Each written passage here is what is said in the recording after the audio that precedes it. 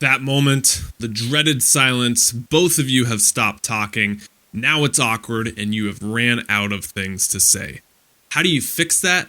I'm going to teach you a simple step you can use in every single conversation to never run out of things to say. What's up, guys? I'm Clark from ClarkKegley.com, and this is the channel where we focus on ideas, tips, tactics to make your life and communication all that much more better. And today I thought we'd continue our communication series on the most basic topic. What happens if you run out of things to say in a conversation? What do you do?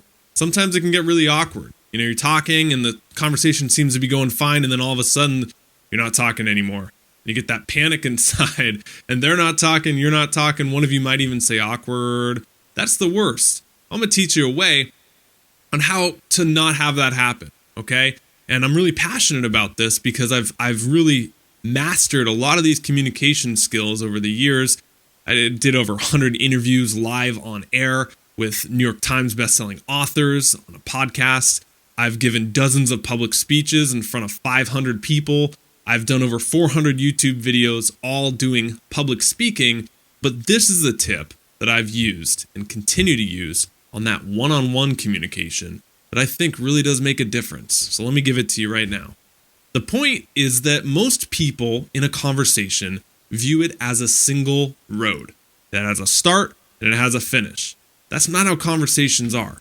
When you're talking to someone, it's more like an arterial road with dozens of intersections sprinkled out in between. These intersections, where you come to a point in a conversation and you can either choose to steer it right, left, forward, backwards, however, are called jump-off points. And it's so simple. We're going to walk through a few of these so you can understand them and look for them in your conversations. But if we understand these, we'll never run out of anything to say. Let me show you how. Let's take a basic conversation example. The example, someone says, real world scenario I heard the other day, said, I don't really like Seattle. It's getting too crowded. I feel like all the tech workers are taking over. Now look at that statement. That might be kind of hard to respond to out of nowhere. You just say, yeah, the tech workers are taking over. Boom, conversation done. There's the awkward silence. Let's dissect that statement a little further and find all these jump-off points we can go into. I've underlined the jump-off points. We could talk about Seattle. We could talk about getting too crowded. We could talk about the tech workers. All three of those are different little intersections we could go down and steer the conversation in, thus opening it up to dozens of minutes of endless fun conversation. When you hear Seattle, you could say, where do you want to live elsewhere? When you hear them mention too crowded, you could go into, they don't like tons of people. When you hear the word tech workers, you could ask them about their occupation and that they don't work in tech. Even if you want to get really combative, you could ask them, why don't they like tech workers? Let me give you a few more examples so we can keep exploring this idea. Another example I heard the other day, someone in the sauna at my local health club. They said, I've been trying to eat healthier. I'm doing less sugar and exercising more. Right there, what are the jump-off points? Think about them real quick. Some could be, why do you want to be healthier? Others could be, less sugar, is that better for you? What kind of exercise are you doing? What are your goals? Here's an example of a time I tried to do the same thing. All those points right there are jump-off points from that main area. Another example I heard, we just got back from the music festival in Austin. Simple statement.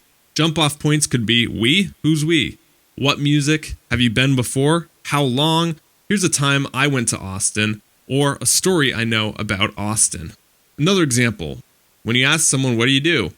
I work at the local hospital. It's all right, but I'm ready for a change.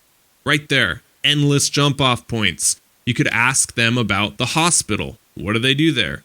Why don't you like it? What are you going to change to? What did you do before the hospital? What did you go to school for? You get the idea.